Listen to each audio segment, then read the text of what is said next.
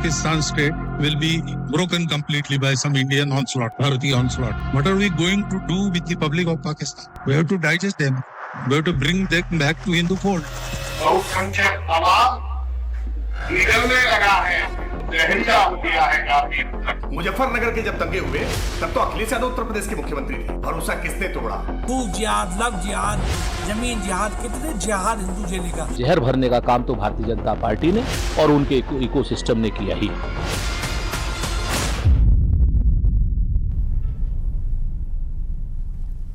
नमस्कार, मैं शेखर त्रिवेदी। भारत और पाकिस्तान के संबंधों को लेकर एक बार फिर से नए सिरे से चर्चा शुरू हो गई है। संघ की तरफ से एक ऐसा बयान जिसके बाद पाकिस्तान को लेकर एक नई बहस छिड़ गई।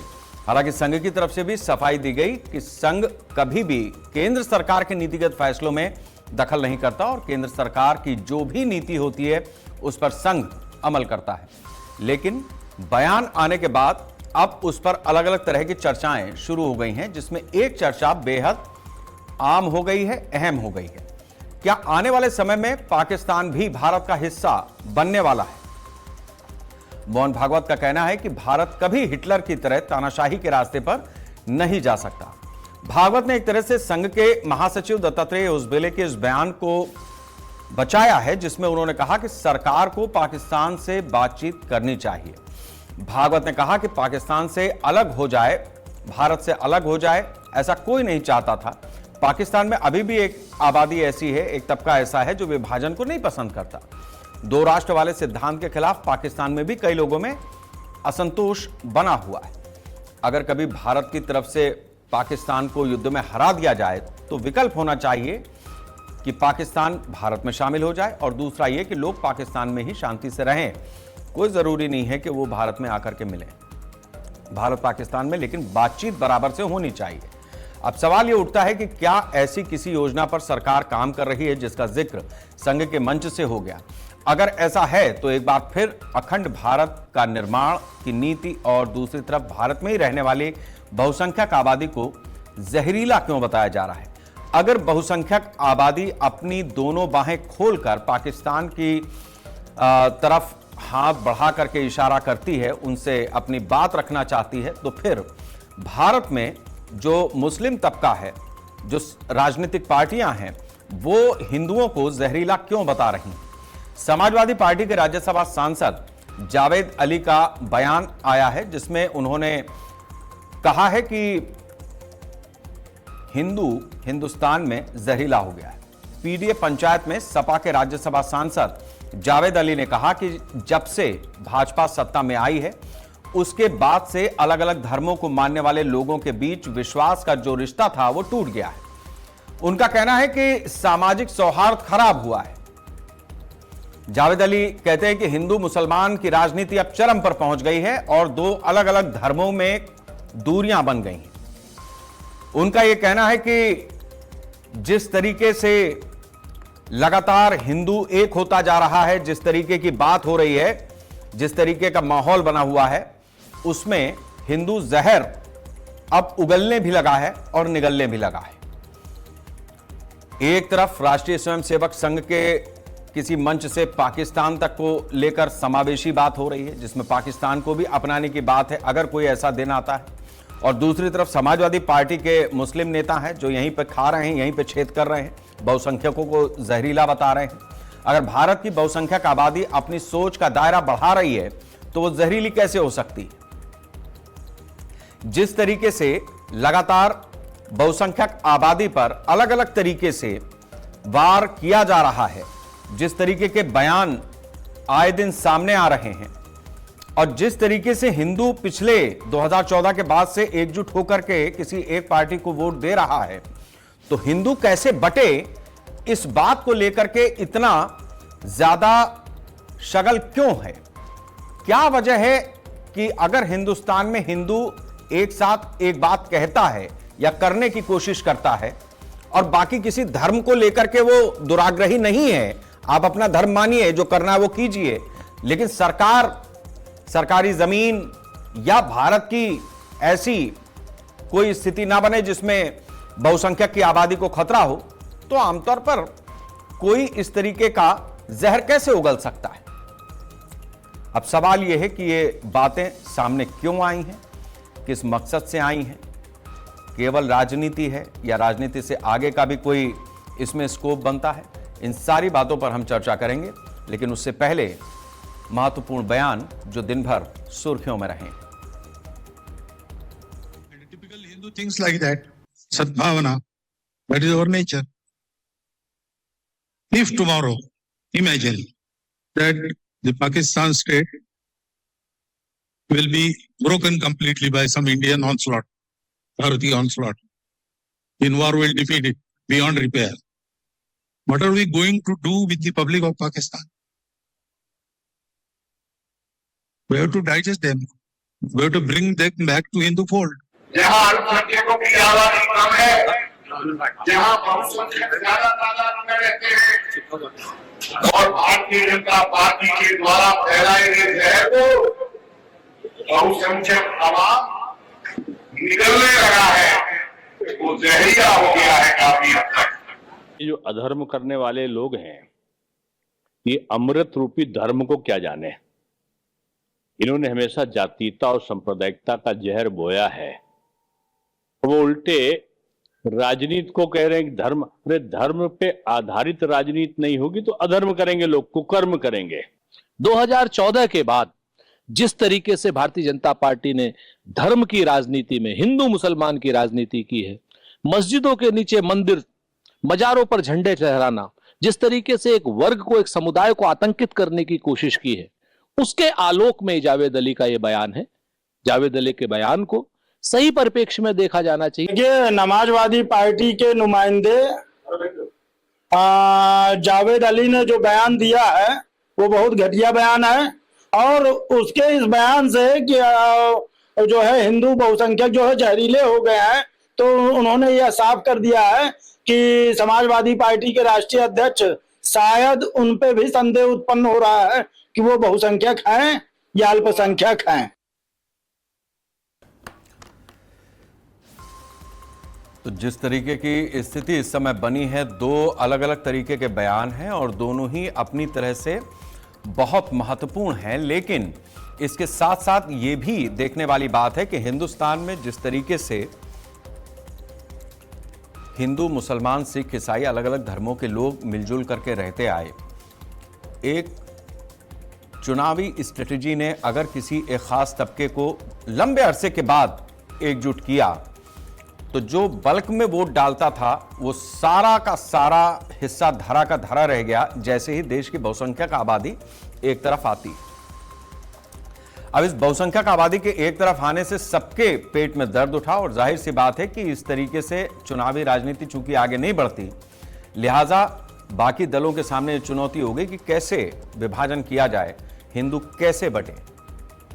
दूसरी तरफ एक स्थिति यह भी है कि जिस तरीके से पाकिस्तान के अंदरूनी हालात हैं उसमें किसी दिन ऐसा भी हो सकता है कि पाकिस्तान अपनी ही तरफ से माफ कीजिएगा, अपनी ही तरफ से एक न रह पाए, यानी जो पाकिस्तान का स्वरूप आज दिखता है वो आने वाले दिनों में ना दिखे। और उस स्थिति में अगर पाकिस्तान के 2-4-10 टुकड़े होते हैं तो फिर वहां की आबादी में से अगर कोई हिस्सा ऐसा है जो हिंदुस्तान के साथ में मिलना चाहता है, तो उसका प्लान क्या होगा, उसके लिए क्या हिंदुस्तान तैयार है। ये सारी बातें आज हम इस चर्चा में लेकर के आएंगे। हमारे साथ में विष्णुदास महाराज जी हैं, हिंदू धर्मगुरु हैं। मेरे साथ में अशोक सिन्हा जी हैं, आरएसएस विचारक हैं। कृष्ण मोहन पांडे जी हैं, भारतीय जनता पार्टी के प्रवक्ता हैं। हमारे साथ में राहुल सिंह जी हैं, समाजवादी पार्टी के प्रवक्ता हैं। नाजिम अशरफी साहब हैं, मुस्लिम विद्वान हैं। आप सभी लोगों का बहुत बहुत स्वागत है। मैं इस चर्चा की शुरुआत राहुल जी आपसे ही करूंगा। जो बयान जावेद अली जी की तरफ से आया है, आपके सांसद हैं राज्यसभा के, उसको समाजवादी पार्टी किस तरीके से देख रही है और समझ रही है? क्योंकि समाजवादी पार्टी के हिसाब से तो हम सब जितने भी हिंदू हैं वो सब जहरीले हो गए हैं।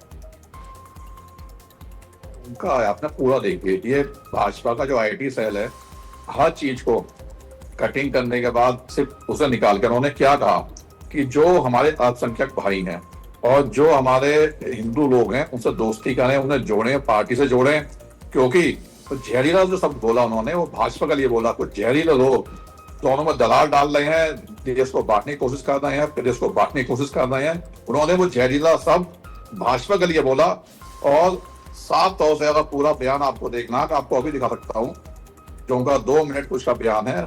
अब से तोड़ के काट के ये भाजपा का एजेंडा शुरू से रहा है। जावेद अली जी का बयान ठीक है, हम अपने नहीं, हम इसको हम खुद ही चलवाते हैं, ऐसा नहीं है, दर्शकों के मन में भी कोई भ्रम नहीं रहना चाहिए। एक सेकंड राहुल जी, क्यों होने लगता है? ठीक है राहुल जी, मैं पूरा बयान हम भी सुनवाएंगे, आप अपनी बात जारी रखें, लेकिन हम अभी अपने दर्शकों को पूरी बात वो सुनवाते हैं। ठीक है, मुखबरी की, गद्दारी की और आज भी कर रहे हैं।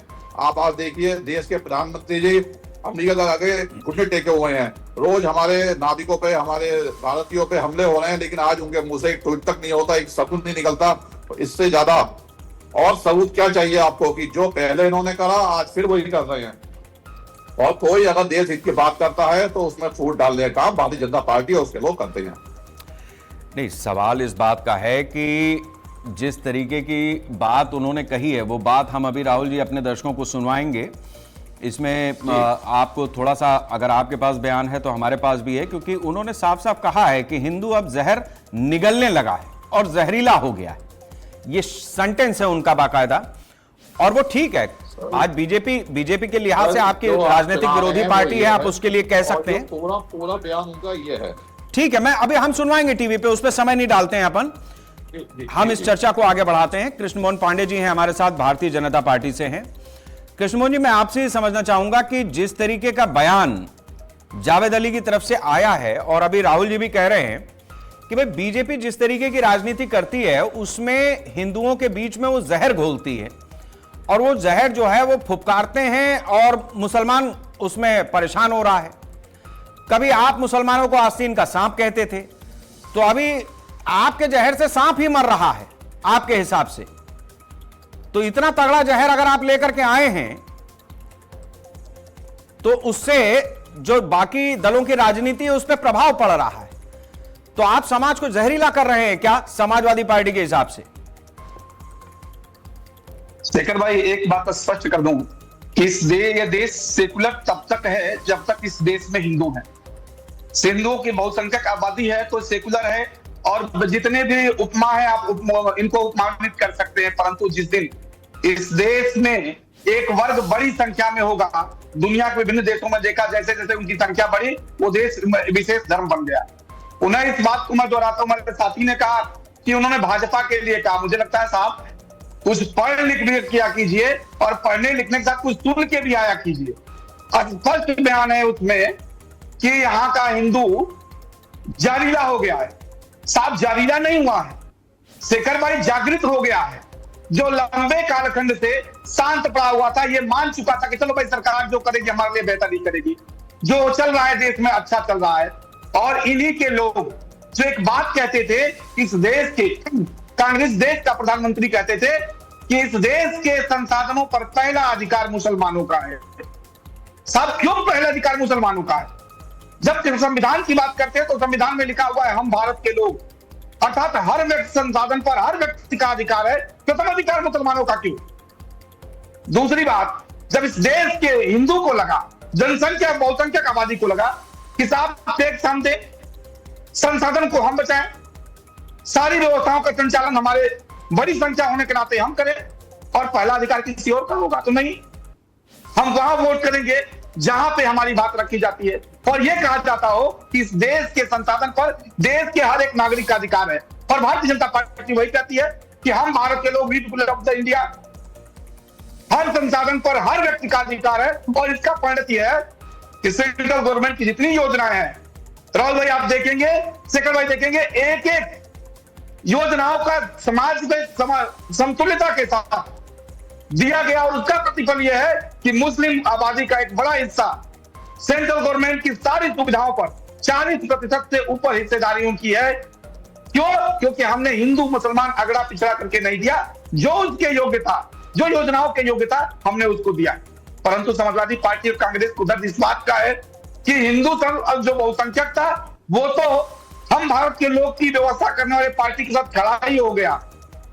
उन सीटों पर जो इस देश का मुसलमान उसको मानता था कि हम इस देश के हैं और इस देश की व्यवस्था के साथ चलना चाहिए, वो भी भारतीय जनता पार्टी के साथ हो गया। और उसका प्रतिफल उत्तर प्रदेश के उपचुनाव में और चुनाव में देखने को मिला, जहां पे 70% आबादी मुसलमान आबादी की थी, वो वहां भी भारतीय जनता पार्टी जीती।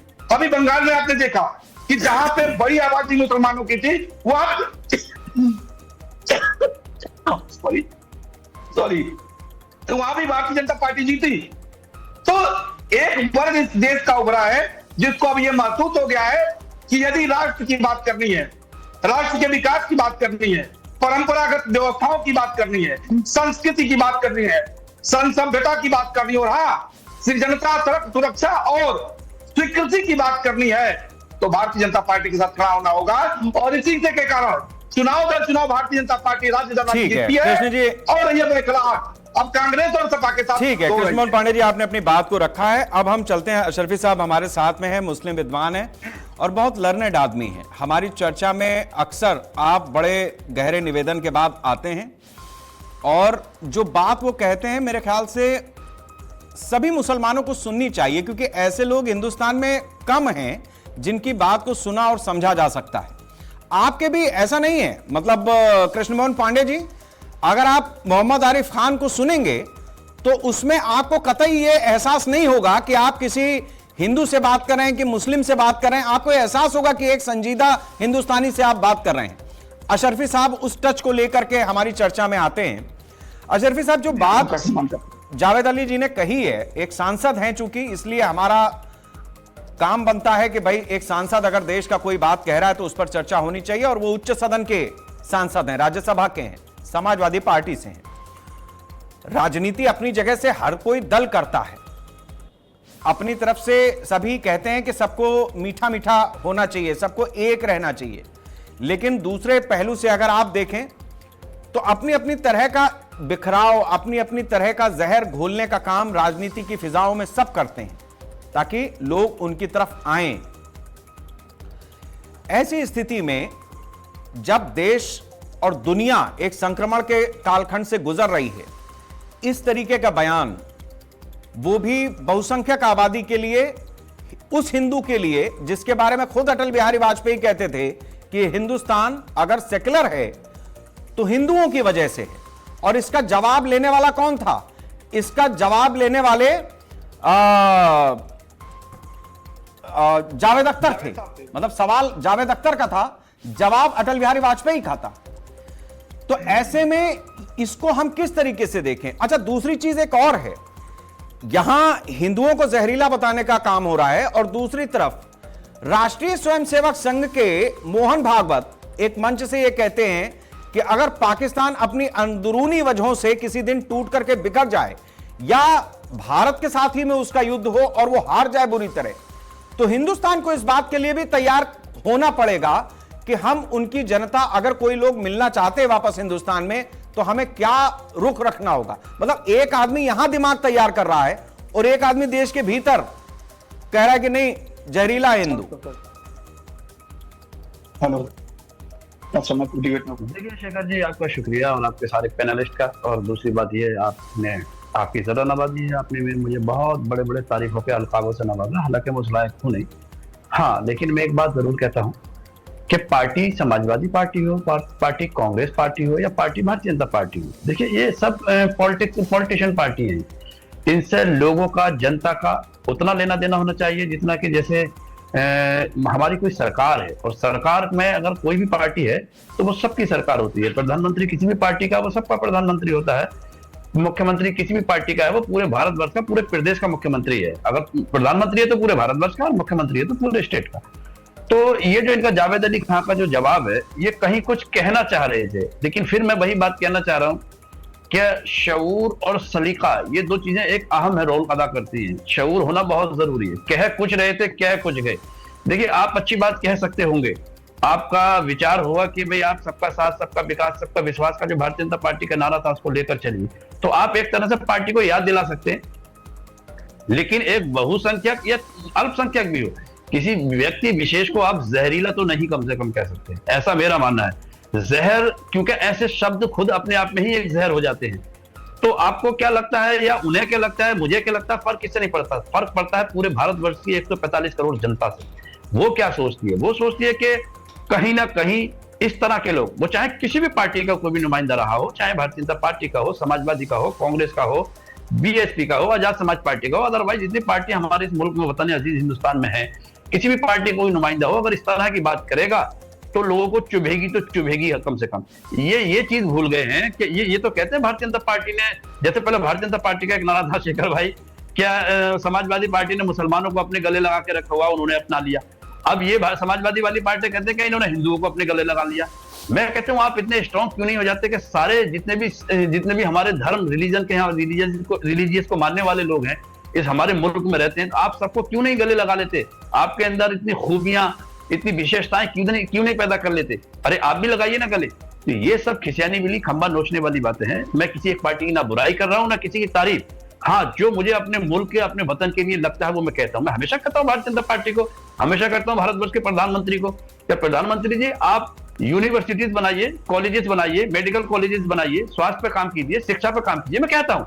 लेकिन मैं ये नहीं कहता कि प्रधानमंत्री खराब है, मैं ये भी नहीं कहता प्रधानमंत्री गद्दार है, मैं ये भी नहीं कहता कि हमारे देश के लोग अच्छे नहीं है, मैं ये नहीं कहता। जो मुझे लगता है, जो मुझे जरूरत है, जो हर वक्त पेश आने वाली जरूरत है, उनको मुहैया कराए, ये सरकार से एक आम नागरिक की डिमांड बनती है और वो करेगा और करना चाहिए, सरकार से ही तो करेगा।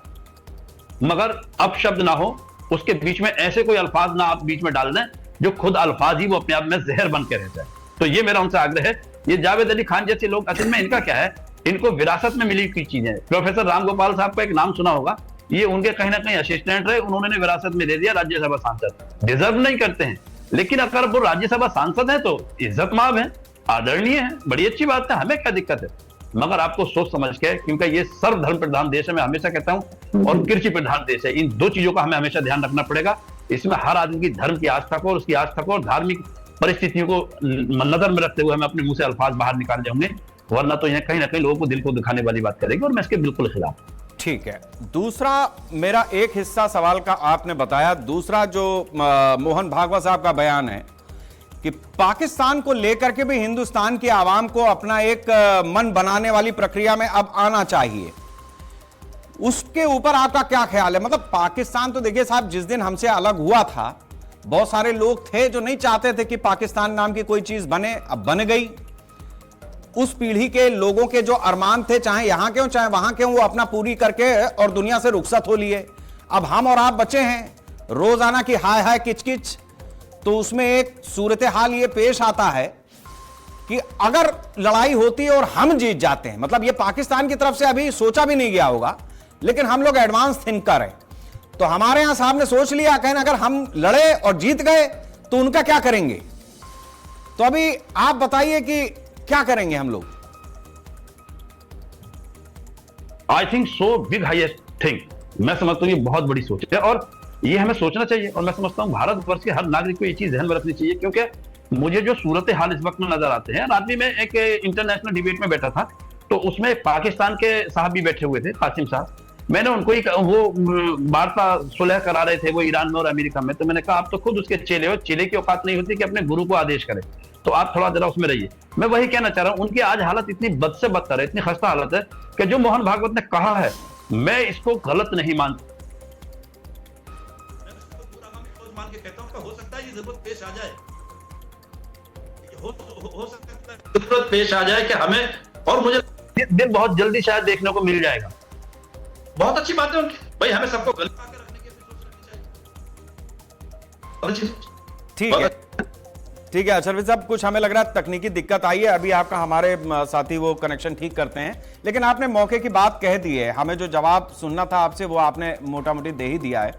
विष्णु दास जी हमारे साथ में हैं, हिंदू धर्म गुरु हैं। विष्णु जी, मैं अब आपसे दोनों चीजों को समझना चाहूंगा कि हिंदुस्तान में सारे मुस्लिम ऐसे नहीं हैं जो हिंदुओं को जहरीला समझते हों, और जो खास तौर पे मुस्लिम हैं और विद्वान भी हैं, वो इस बात को कहते हैं कि नहीं, हम सब लोग मिलजुल करके रहें और सभी धर्मों का सम्मान होता आया है, होता रहे, वो अच्छा है। दूसरा, उनकी भी इस बात पे एक राय है कि जो हमारे पूर्वज थे, मतलब इधर के नेहरू मान लीजिए, उधर के जिन्ना मान लीजिए, वो चले गए अपना काम खत्म करके। दोनों पीएम बनना था, बन लिए और चले गए। अब हम और आप हैं इस धरती पे, तो उस लिहाज से अगर पाकिस्तान में अगर किसी दिन युद्ध हो, हम जीते, तो पाकिस्तान को भी हम, अगर वो चाहते हैं तो हम उनकी जनता को भी अपने साथ में कहीं एडजस्ट करेंगे। अभी इन दोनों, फिर जो यहां हैं वो जहरीले बता रहे हैं, ऐसे राजनीतिक लोग, विद्वान लोग नहीं। तो इस पे हिंदू धर्मगुरु कैसे इस चीज को मथेगा, कैसे वो अपना मैसेज कन्वे करेगा हिंदुस्तान को भी और बहुसंख्यक आबादी को भी? सबसे पहले तो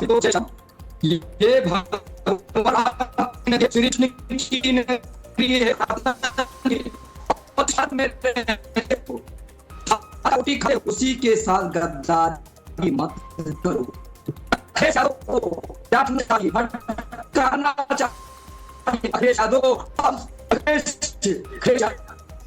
जी जो विष्णु जी, आप महाराज जी आप सिग्नल से बाहर हैं, मेरे साथी बता रहे हैं। महाराज जी आप सिग्नल में आए, क्योंकि आपकी जो आवाज है ना वो हम पे कट कट के आ रही है, तो किसी को कुछ सुनाई नहीं दे रहा है। आप अपने कोई इंटरनेट जहां सही आ रहा हो वहां पर बैठने का कष्ट करें, मेरा आपसे निवेदन है। मैं अभी थोड़ी देर में फिर आपके पास आ जाऊंगा। अशोक सिन्हा जी हमारे साथ में हैं, आरएसएस के समर्थक हैं, आरएसएस का विचार रखेंगे। मैं आपसे अशोक जी, दोनों ही सवाल आपने सुने हुए हैं, बगैर समय गवाए दोनों ही विषयों पर आपका क्या टेक है, मतलब आरएसएस क्या सोचता है?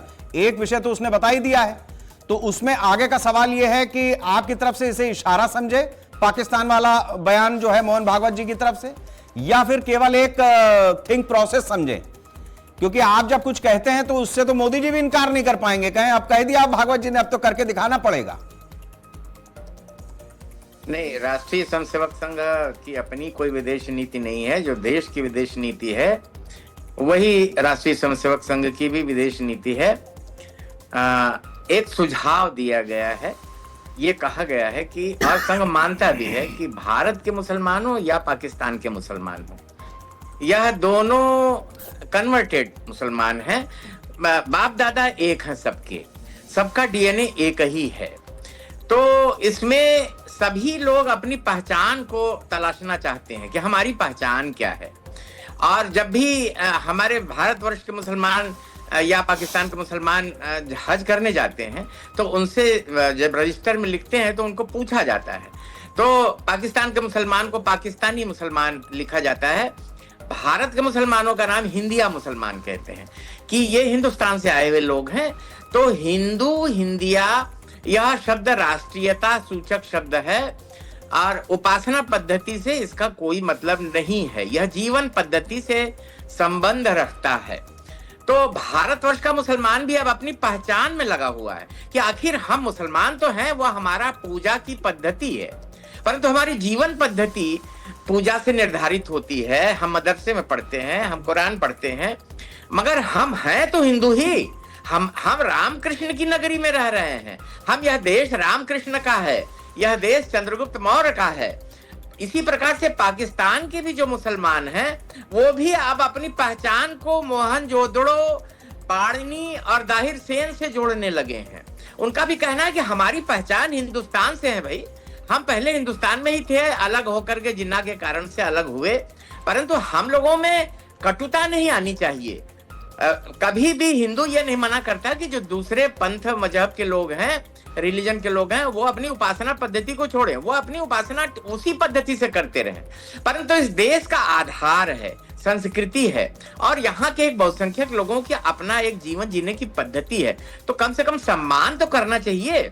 जहर बोने वाली बात कहाँ से आ गई? मैं समझता हूँ कि जो सपा के सांसद महोदय ने कहा है वह शायद मदरसे वाली शिक्षा के कारण से जो कट्टरता भरा हुआ उनके अंदर से ऐसा कहा है। ऐसा सभी मुसलमान नहीं सोचते। बाकी विचारशील मुसलमान जो हैं, जो वास्तविक रूप से जीवन जी करके एक अच्छा जीवन व्यतीत करना चाहते हैं, वो इस पचड़े में नहीं पड़ते। पाकिस्तान में भी विचारशील जो लोग हैं, जब विभाजन हुआ था तो असहज हो गए थे और आपने देखा होगा कि जो उनका ये मानना है पाकिस्तान के भी मुसलमानों का कि ये जो बंटवारा हुआ ये व्यर्थ हुआ है, अनुपयुक्त है और अलाभकारी है। इससे कोई लाभ नहीं मिला, कोई हम बहुत अमीर नहीं हो गए, हम दुनिया में बहुत हमारी इज्जत और सम्मान नहीं बढ़ी। तो कुल मिलाकर के जो मोहन भागवत जी ने कहा है कि हमें बातचीत का एक दरवाजा तो खुला रखना चाहिए। और बातचीत किस विषय पर? अरे भाई, बातचीत हमारे विषयों पर होगी, हम उसका एजेंडा तय करेंगे। जैसे पीओके पे बातचीत होगी, जैसे हम हमारे जनगण मन अधिनायक जय है में पंजाब, सिंध, गुजरात, मराठा, सिंध हमारे भारत का कहा जाता है।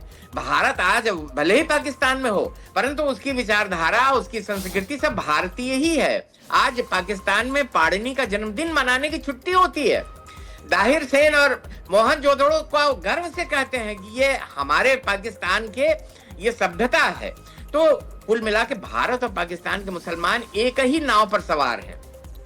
अब जहां तक जब हम बातचीत करेंगे तो उनके लिए एक दरवाजा तो खुला होना ही चाहिए। मोहन भागवत जी ने ठीक कहा है कि जब पाकिस्तान अगर टूटा और भारत में मिलना चाहा तो उसका एक बातचीत का दरवाजा तो खुलना चाहिए, या वो वहीं रहें, वहीं अपने उपासना पद्धति को मानते रहें। परंतु हम दोनों के बीच में समझौता ये होना चाहिए कि हम दोनों मिलकर रहेंगे, हम एक ही वंश के वंशज हैं। ऐसा जब विचार बनेगा तो देखिए, अब वो अपने यहाँ शहरों का नाम बदल रहे हैं।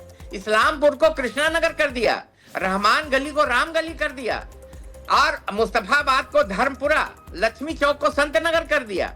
तो ये जो नाम बदले हैं वहां, ये इस बात का संकेत है कि मुसलमान पाकिस्तान का हो या हिंदुस्तान का हो, वो अपनी पहचान चाहता है, और उस पहचान के तलाशने के उसमें वह इन कट्टरपंथियों के चक्कर में नहीं पड़ना चाहता। वोट की राजनीति वालों ने हिंदू मुसलमानों को बांटा, इनको अलग अलग बताया, आज जितना भेद पैदा कर सकते थे करना चाहते हैं।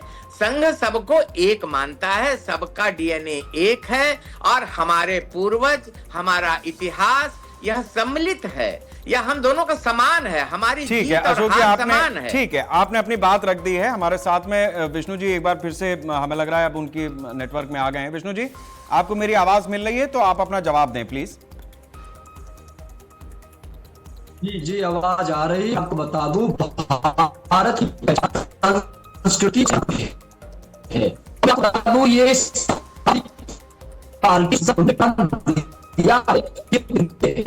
भाई हिंदू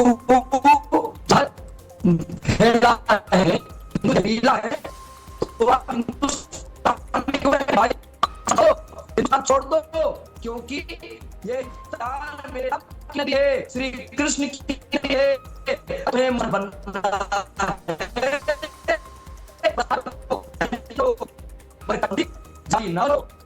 और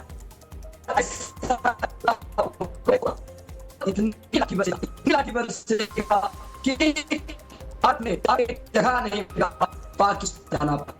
मैं आपको बता दूं, मोहन भागवत ने जो उन्होंने शब्द किए हैं बिल्कुल सही। पाकिस्तान में पाकिस्तान का भी भारत में है, और पाकिस्तान तो था ही नहीं, वो तो भारत को ही मिलेगा। ठीक है महाराज जी, हम आते हैं आपके पास। आपकी बात हमें कुछ समझ में आई है, और शायद लाइट चली गई है इसलिए अंधेरा भी हो गया। मैं आऊंगा आपके पास। हमारे साथ में रत्ना पांडे जी भी हैं, कांग्रेस की प्रवक्ता हैं। रत्ना जी, बहुत स्वागत है आपका इस चर्चा में। आज थोड़ा देर से हमें लग रहा है कि हमारे साथी आप तक पहुंचे। मैं आपसे जानना चाहूंगा, जो दोनों बातें हैं, एक तरफ मोहन भागवत ये कहते हैं कि अगर किसी दिन पाकिस्तान के साथ में युद्ध होता है, भारत जीतता है, तो भारत को ये विचार करना चाहिए यहाँ की आबादी को कि किस तरीके से, अगर वहाँ पर जो हिंदुस्तान से बटना नहीं चाहते थे, उस आबादी के साथ में हमें किस तरीके का ट्रीटमेंट करना है, हम कैसे उन लोगों को अपने साथ में जोड़ेंगे, इसके ऊपर भारत को एक विचार प्रक्रिया शुरू करनी चाहिए, मंथन होना चाहिए। दूसरी तरफ जो बयान समाजवादी पार्टी के राज्यसभा सांसद जावेद अली जी की तरफ से आया, उन्होंने कहा कि जो इस समय हिंदू है वो जहर निगल भी रहा है और जहरीला हो गया है। तो हालांकि उन्होंने ये बात जो कही है वो बीजेपी जिस तरीके से अपने कैंपेन आगे बढ़ाती है, जिस तरीके से उसके संदर्भ में उन्होंने इस बात को रखा है, जैसा समाजवादी पार्टी के नेता का कहना है कि उस बात को उन्होंने उस संदर्भ के अंतर्गत रखा कि बीजेपी की जो पॉलिटिक्स है उससे हिंदू जहरीला होता जा रहा है। अब सवाल यह है कि अगर आप हिंदू को जहरीला कह दें तो उसमें तो बहुत बड़ी आबादी आ जाती है और बहुत सारा तबका आता है, तो ये हिंदुओं को इस तरीके से जहरीला बताना कहां तक उचित है, जबकि दूसरी तरफ हिंदुओं को लेकर के जो संगठन अपना काम आगे बढ़ाता या देश को लेकर के आप कह दीजिए, तो उसको वो पाकिस्तान के लोगों को कैसे आत्मसात करना है उस पर मंथन की प्रक्रिया को शुरू कर रहा है। कांग्रेस किस तरीके से देख रही है इस पूरे प्रकरण को? आप सभी को नमस्कार के साथ मैं ये कहना चाहूंगी कि अगर करोड़ों बहुसंख्यकों को जहरीला कहना गलत है, तो करोड़ों अल्पसंख्यकों पर आए दिन कटाक्ष करना भी उतना ही गलत। कांग्रेस किसी भी समुदाय विशेष पर की गई टिप्पणी का कभी भी समर्थन नहीं करती, लेकिन बीजेपी भी ये नहीं कह सकती कि उसके नेताओं का जो विवादित बयान होता है वो नीति संगत है। रामद्रोही, राम प्रेमी और रामद्रोही 80-20 कटोगे तो बटोगे, हिंदू मुसलमान, अब्बा जान, लव जिहाद, लैंड जिहाद, रावण मरीच, क्या है ये सब? ये कोई सर्कस है, रामलीला चल रही है? ये देश और प्रदेश की राजनीति है जिसमें करोड़ों लोगों का भविष्य जुड़ा है। और जिस बयान की बात आज की जा रही है, मैंने पूरा बयान सुना, उसमें तो कहीं ऐसा कुछ नफरत नहीं फैलाई गई जैसी कि दिल्ली में खड़े होकर देश के गद्दारों को गोली मारो कही गई थी। ऐसा तो कुछ नहीं दिख रहा। जैसा कि जैसा कि हमारे प्रधानमंत्री जी कहते हैं, मैं तो रंग कपड़े देख के पहचान लेता हूं, रंग से मुझे आदमी समझ में आता है, टोपी वाले। ये जो टीजिंग की व्यवस्था है ये तो बीजेपी लाई है ना राजनीति में, तो आज इन्हें क्यों बुरा लगता है? क्योंकि ध्रुवीकरण के बगैर उत्तर प्रदेश में कुछ नहीं कर सकते, कहीं भी नहीं कर सकते, विशेषतः उत्तर प्रदेश में नहीं कर सकते। राम के तो एजेंट बने घूमते हैं, बता दें 200 करोड़ का चंदा गायब है, अभी तक एफआईआर दर्ज नहीं हो पा रही है। तो राम के प्रेमी है ना, ये सर्टिफिकेट लिए घूमते हैं, हम तो नहीं है, ये तो है ना। तो जब लाए थे तो सुरक्षा की जिम्मेदारी कहां छोड़ाए थे? पाकिस्तानियों को ला लोगे, राम को लाए थे, वो तो सुरक्षित ही नहीं है। पाकिस्तान को भारत में मिला लेंगे। सारे के सारे लोग कपोल कल्पित बातें करते हैं, सिर्फ वो जिसे सुनकर 2-4 मिनट के लिए एक सनसनी पैदा हो जाए समाज में। सिर्फ ऐसे बयानबाजी आरएसएस हो या बीजेपी हो, इन लोगों की आदत बन चुकी है। इसका कुछ भी नहीं लेना। बेरोजगारी का क्या इनके पास एक्शन प्लान है, ये कभी नहीं बता पाएंगे, ना योगी जी, ना मोहन भागवत जी, ना प्रधानमंत्री जी। पेपर लीक पर क्या कहना चाहिए, आज तक कुछ नहीं हुआ। 22 लाख लोग बच्चे नीट में अभी तक फंस के परेशान हैं। तो मुद्दों की बात जिससे जनता को वास्तव में कुछ लेना देना, उस पर कोई बात नहीं। कराची तो सेना पहुंच गई थी ऑपरेशन सिंदूर में, झंडा तक तो फहरा नहीं पाए, पाकिस्तान ले आएंगे। रोजाना टिकट भेजते हैं, कराची चला आएगा राजनाथ सिंह जी, लेकिन कराची ट्रेन पे बैठ ही नहीं रहा कि भारत आ जाए। टिकट भेजने से अगर आ रहा है भाई साहब तो भेजते रहिए टिकट। मजबूरी है, क्योंकि उसने, पाकिस्तान ने खुद को ऑपरेशन सिंदूर के बाद पूरे विश्व में अपनी अच्छी छवि बनाई, खुद को मजबूत बना लिया। आपके लाखों प्रयासों के बाद बहुत सांसद भेज के पूरे विश्व में डंका पीटने की कोशिश की गई, लेकिन आतंकवादी देश पाकिस्तान को घोषित नहीं करा पाए। तो अपनी असफलता तो देखनी नहीं है, खाली टॉफी बेचनी है। आज पाकिस्तान ले आऊंगा, कल मैं किसी और को कुछ कर दूंगा, जिससे शगुफा फैला रहे और जनता मुख्य मुद्दों से दूर रहे।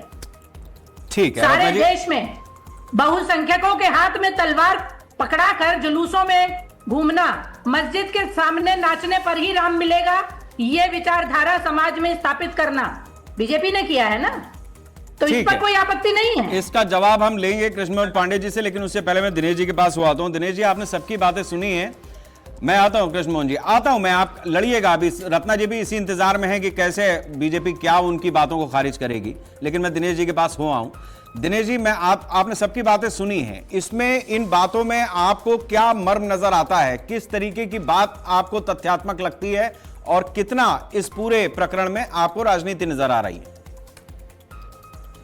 जी, मैं सभी मित्रों से अनुरोध करूंगा कि जो मैं बोलूं तो कृपया करके इंटरप्ट न करें।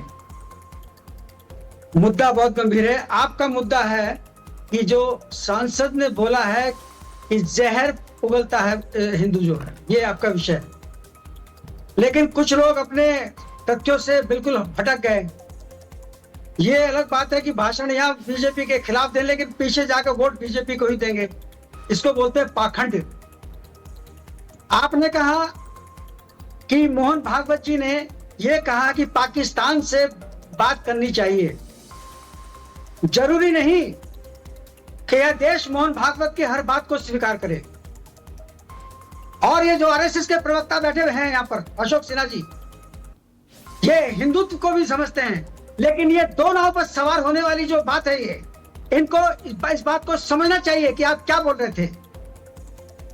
इस देश का विभाजन धर्म के आधार पर हो चुका है। इस देश में मुसलमान 2 दर्जे पर है। कानून भले कहता हो कि हम बराबर के दर्जे पर हैं।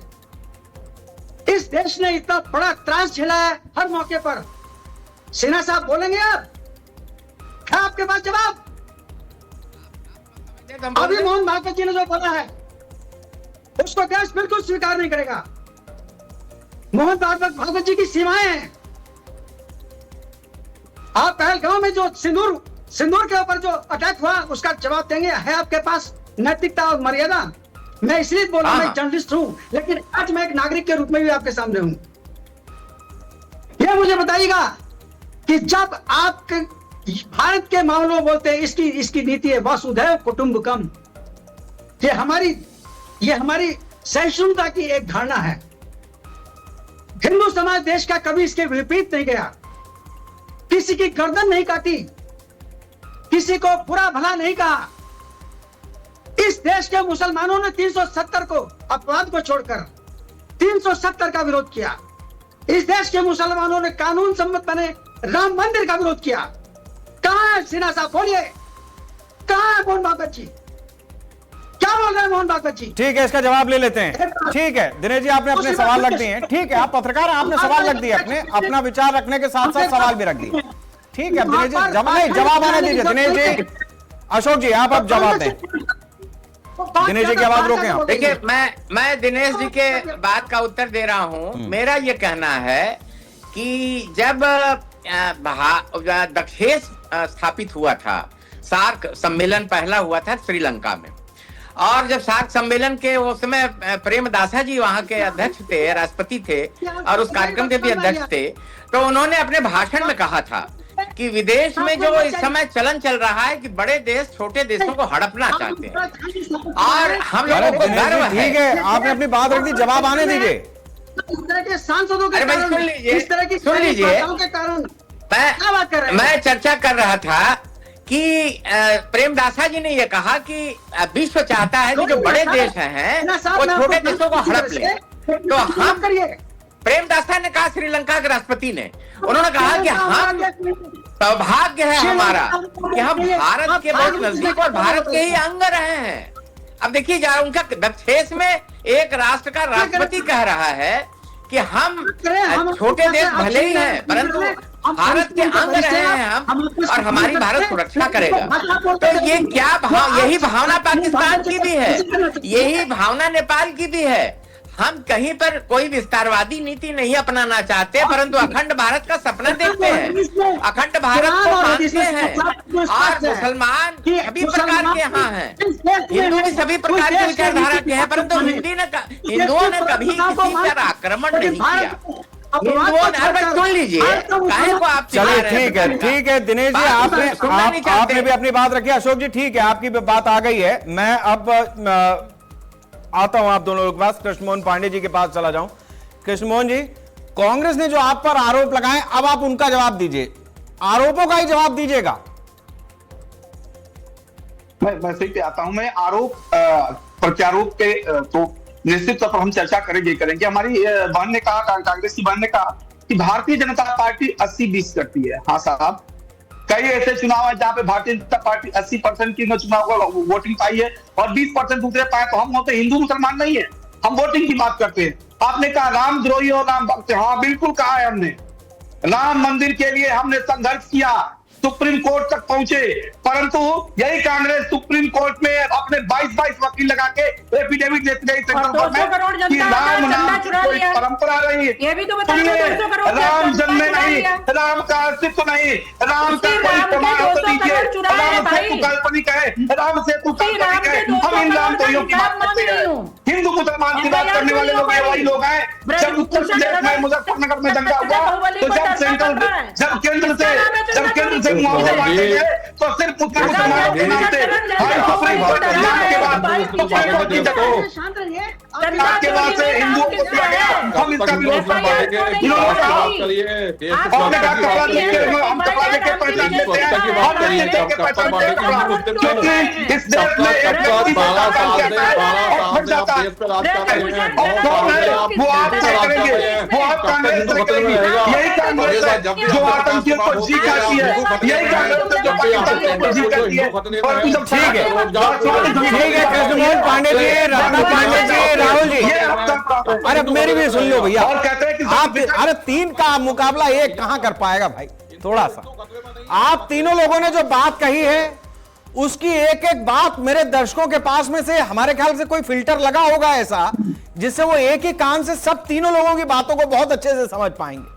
हम क्या चर्चा करते हैं हमें खुद नहीं समझ में आता। ये हमारे एक सेकंड, अब मेरी बारी है भैया, मुझे बोल लेने दो आप। मैं अशरफी साहब के पास जाऊंगा, वो बड़ी देर से शांति से, ठीक है आ रहा हूं।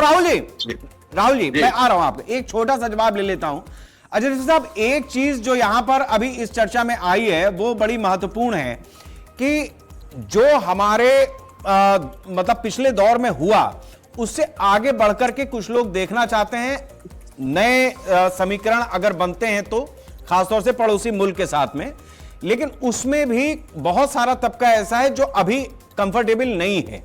तो आपको लगता है कि जो उधर चला गया, जिसके जहन में उस तरीके की चीज अब बची ही नहीं, मतलब पीढ़ियां निकल गई 3-3 4-4, तो उसके बाद उसको शामिल करना या उससे मतलब एक संबंध रहे वो अपनी जगह है, लेकिन उसको वापस भारत में शामिल करना ये भारत के लिए कितना उचित होगा? देखिए शेखर जी, मेरे ख्याल से ये अपने अपने एक उनके अपने विचारधारा है, उनके अपने तासुरात हैं, ख्यालात हैं।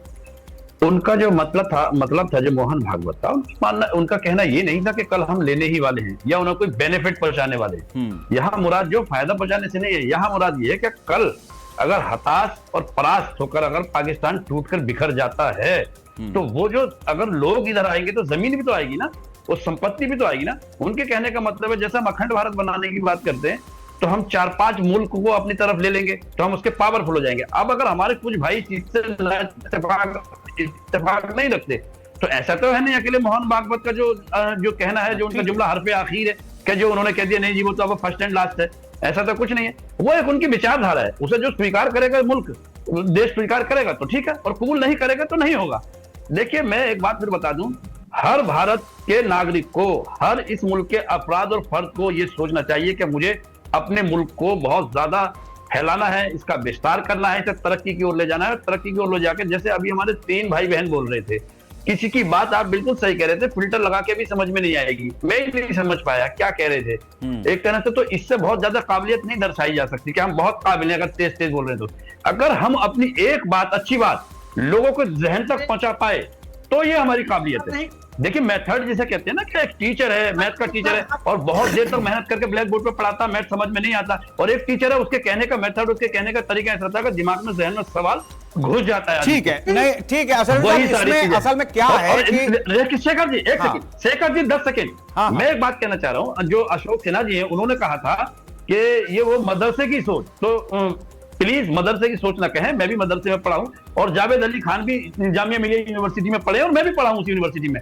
तो मदरसे की सोच को, मदरसे को बदनाम मत करिए, आप कभी जाकर घूम कर देखिए, फिर आपको पता चलेगा, बहुत अच्छी चीज आप पाएंगे। ठीक है, अशरफी साहब ने उसके लिए पहले ही बता दिया था कि जिस शख्स ने राज्यसभा के मेंबर ने वो बात कही है वो उस लायक है नहीं, वो किसी की दया के ऊपर वहां तक पहुंचे हैं। ये बात अशरफी साहब ने अपने ओपनिंग कमेंट में कही थी। राहुल जी अब मैं आपके पास आऊंगा। ये ठीक है, राजनीति में अपनी तरह से लोगों के ऊपर हाथ रखा जाता है, वरदस्त होता है, उनको ओबलाइज कर दिया जाता है कि भाई ठीक है तुम हमारे साथ में जुड़े थे, जाओ हम तुम्हें ऐसा कर देते हैं, है ना। तो ये ठीक है, वो बन गए, उनकी काबिलियत के ऊपर अशरफी साहब ने अपनी बात की टिप्पणी रख दी है। मैं समझना चाहूंगा कि इस तरीके की जो स्थितियां होती हैं, आज समाजवादी पार्टी के प्रवक्ताओं को ढूंढने में हमें बड़ी खासी मशक्कत करनी पड़ी है, मैं सच बता रहा हूं। और आप बड़े जिगरे वाले हैं जो आज इस चर्चा पर आकर के बैठे हैं और अपनी बात रख रहे हैं। और यह भी मैं कहूंगा कि जैसे ही रत्ना जी जुड़ी हमारे साथ में और उसके बाद जैसे ही आपको लगा कि नहीं कांग्रेस और सपा का गठबंधन ठीक ठाक चल रहा है, आपने भी उस मतलब 2 की लड़ाई में तीसरा कहां से कूदा, यह आज बेहतर था। आज रत्ना जी लीड आपने ली है, मैं आपको ही लीड इसकी दूंगा, क्योंकि राहुल जी ओपनिंग कमेंट में थोड़ा सा लड़खड़ाए थे, लेकिन जैसे ही आपने उनको सपोर्ट दिया वो पूरी ताकत से चुनावी मैदान में कूद गए। राहुल जी आप कूद ही गए तो पूरी बात कह दीजिए आप अपनी। देखिए, मेरी पांडे जी से और आपके जो सिन्हा जी हैं, सीनियर हैं, मैं उनसे ये पूछता हूं, जब भी चुनाव आता है कहीं, जब भी बात स्टेट में चुनाव हो, देश का चुनाव हो, तो हिंदू मुस्लिम को क्यों बीच में ले आते हैं?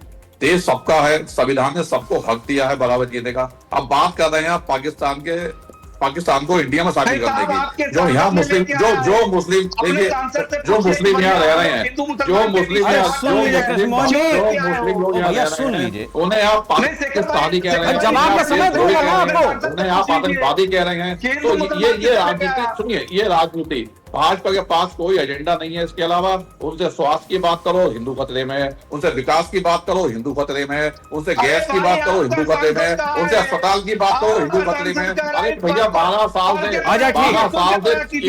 आपकी सरकार है, हर स्टेट में आपकी ठीक है भैया, कब तक हिंदू खतरे में रहेगा? हिंदू खतरे में है नहीं, हिंदू खतरे में आप डाल रहे हैं, आप झेल बोल रहे हैं, आप जानबूझ के अपने अपनी राजनीति अपनी। मेरे पास अब ज्यादा समय नहीं रह गया, मैं ठीक है राहुल जी आपने अपनी बात रख दी है। कृष्णमोहन जी एक चीज बीजेपी की तरफ, मतलब जो बाकी के दल कहते हैं बीजेपी पे आरोप लगाते हैं कि हिंदुओं का वोट बैंक एक करने के लिए, राहुल जी आप रुक जाइए, हिंदुओं का वोट बैंक एक करने के लिए आपने जो नुस्खा आजमाया, मतलब वो इस तरीके का है कि उस कांटे का जवाब नहीं मिल रहा है इनको। और आप कितना एक रख पाएंगे पीडीए के सामने, क्योंकि वो पीडीए के मंच पे बैठक थी, वो 2024 में हमने कुछ नजारा उसका देखा भी है। तो अभी ये जो है वो दोनों, आप दोनों लोगों राजनीति को सूट कर रहा है ये मामला। शेखर भाई, पुनः इस बात को दोहराता हूं, भारतीय जनता पार्टी विकास की बात कर रही है, बस समन्वय की बात कर रही है, संचालन की, सृष्टि और उनकी बात कर रही है, समझा की बात कर रही है। आज का जिस डिबेट पे चर्चा शुरू हुआ, हमारे समाजवादी, हमारे साथी राहुल जी इस बात को स्वीकार नहीं कर पा रहे हैं कि हिंदू मुसलमान की शुरुआत इनके सांसद ने की है, भारतीय जनता पार्टी के सांसद ने नहीं की है। और उसने बिना हिंदू मुस्लिम शब्द लाए 10 मिनट बोल के दिखा दीजिए, आप बिना भारत पाकिस्तान के 10 मिनट किसी मुद्दे बोल के दिखा दीजिए, ठीक बोल सकते हैं आप। मुसलमानों, चलिए ठीक है कृष्णमोहन जी, राहुल जी एक सेकंड, रत्ना जी 30 सेकंड में अपना कमेंट आप हमें दे दीजिए। 10 सेकंड रत्ना जी के पास हाँ कुछ मिल गया, उन्हें देखते हैं। राजनाथ सिंह की तस्वीर दिखा, ठीक है रत्ना जी आप अपनी बात कह दीजिए, मैं समझ दिख गया मुझे, बात करिए, मेरे पास ज्यादा समय नहीं रहेगा, 30 सेकंड में। जी मैं ये कहना चाहती हूँ कि जो भाई साहब अभी कह रहे थे शाफी जी कि केवल हम लोग कह रहे हैं पाकिस्तान में नहीं जाएंगे और भागवत जी ले जाना चाहते हैं, तो राजनाथ सिंह जी कह रहे हैं कि सिंधु का पानी मैंने रोक रखा है, पानी और दाने को तरसा दूंगा। तो इनकी आपस में तो एकता नहीं है, ये केवल और केवल चिगुफेबाजी चल रही है। मैं इतना बड़ा नेता, वो ठीक है रत्ना जी, वो ठीक है, वो जो पीओके की बात, वो पीओके ठीक है। अरे कृष्णमोहन जी रुक जाइए भैया, वो ठीक है। अशोक जी के पास जा रहा हूं, आप संघ वाले के पास जा रहा हूं, बीजेपी ना बोले, थोड़ी देर आराम कीजिए आप। तो अशोक जी मैं आखिरी सवाल आपसे लेना चाह रहा हूं, ठीक है मैं आता हूं, मैं आपसे आखिर में समझना चाह रहा हूं अशोक जी, जिस तरीके की स्थिति बनी हुई है उसमें पीओके के हालात जो इस समय दिख रहे हैं, वहां की सेना खुद अपने नागरिकों का कत्लेआम कर रही है, एक स्थिति है, एक सिचुएशन है वहां पे। तो उस लिहाज से क्या आप ये मान रहे हैं कि स्थितियां ऐसी हैं जो सीमा पार से किसी ऐसी मतलब कुछ ऐसी स्थिति बन सकती है कि जो बात मोहन भागवत ने कही है वो आगे चल करके उस पर कंसेंसस बनाने की स्थिति आए? बिल्कुल सपाट सवाल है मेरा ये। पूरा पाकिस्तान विभाजन को व्यर्थ मानता है, अनुपयुक्त मानता है और अलाभकारी मानता है। उनका कहना है कि विभाजन करके हम पाए क्या, हिंदुस्तान बगल में है, वो अधिक संपन्न है, अधिक सुविधा भोगी है, हम जो है सर्वे क्या पा दीजिए, रहे सर्वे, ऐसे हैं, नहीं माना हुक्मरानों ने जाएगा। हमें बांटा अपने स्वार्थ के लिए, और ये बंटवारा अनुपयुक्त है। और पीओके तो बिल्कुल भारत में आना चाहता है, वो चलिए कश्मीर ठीक में है, देख रहा बहुत बहुत कि वहाँ शुक्रिया आतंक चल रहा आप है। सभी लोगों का हमारे साथ इस चर्चा में शामिल होने के लिए। मेरे पास आज वक्त इतना ही था। आप सभी लोगों का बहुत बहुत शुक्रिया। इसमें कोई दो राय नहीं है कि जिस तरीके से हिंदुस्तान में वोट बैंक की पॉलिटिक्स होती है, उसमें एक समय तक बहुसंख्यक आबादी को कुछ इस तरीके से रखा गया जिससे एक खास या जो राजनीति जो उस समय सत्ता में थे उनको फायदा मिलता रहा। अपनी तरह से दूसरी पार्टी ने दिमाग लगाया, उसने अपनी राजनीतिक जमीन तैयार की और उस राजनीति की जमीन पर अब वो सरकार की फसल काट रहा है। लेकिन इसमें कहीं कोई दो राय नहीं है कि जिस तरीके की स्थिति पश्चिम बंगाल में बनी पिछले दशकों में, उसका एक रिपरकेशन हमें यह दिखाई देता है 2026 में। बाकी राजनीति अपनी जगह है कि वहां का हिंदू बहुत समय से तपा तपाया बैठा था। जैसे ही एक इलेक्शन में उसे फेयर इनफ होने का चांस मिला, उसने यह बताया कि वो क्या चाहता है और उसने वो बदल दिया जिस तरीके से वो बदलना चाहता था। यही बात देश की तमाम राजनीतिक पार्टियों को हजम नहीं हो रही है और इसीलिए हिंदुस्तान में हिंदू जहरीला हो रहा है, जबकि हिंदू ऐसा है जो उस पाकिस्तान को भी अपने साथ अगर लेने की नौबत आए तो किस तरीके से लेना है, इसकी व्यूह रचना कर रहा है। शायद यही माइथोलॉजी, हिंदू माइथोलॉजी का सबसे बड़ा सच है कि जिस जगह पर कोई सोच नहीं रहा है, वहां पर वो काम करना शुरू कर चुका है। नमस्कार।